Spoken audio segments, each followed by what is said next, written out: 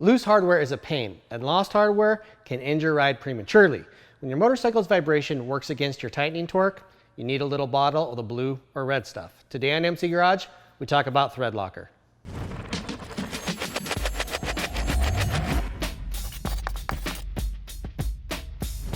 My first two-stroke, a 1993 Kawasaki KX250, would loosen hardware in short order. And when I moved up to the KX500, if not for Threadlocker, it would rattle itself to pieces. But not all Threadlock is the same, and there's different strengths for different applications. So let's get into it.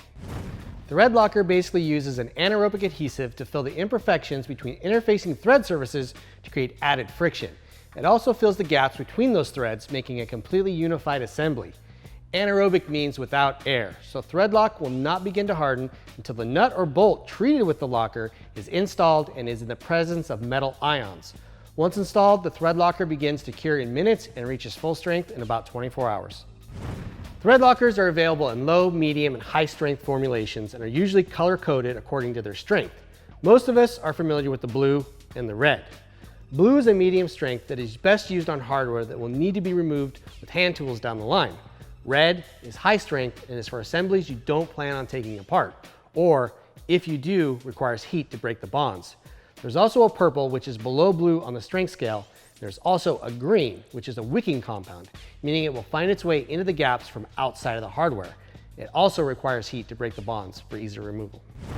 Using red or green Threadlocker in applications where thread strength is low, like with steel, stainless steel, or titanium hardware in aluminum, can cause the threads to be stripped out or pulled without heat being applied. Most of the time, blue is the right formulation for the job. I tend to use blue on most things and reserve the red for things like foot peg brackets, exhaust hardware, and internal engine components. So, how to apply this stuff? Easy, just a couple drops on the threads of the bolt you're installing. If it's a through bolt, one that gets a nut or does not go into a closed or blind hole, just put locker at the place where the threads will be making contact when it's tightened. For blind holes, add locker to the threads and in the bottom of the hole. If it's just on the bolt, air can push the Threadlocker out of the hole, resulting in not enough locker to work properly. A quick word on torque values when using Threadlocker. Threadlocker does act as a lubricant before it cures, so it's recommended to reduce your torque by 20% if you're torquing to the values in your manual. So that's it for this episode of MC Garage. If you like what we're doing, hit the like button, subscribe, and share with your friends.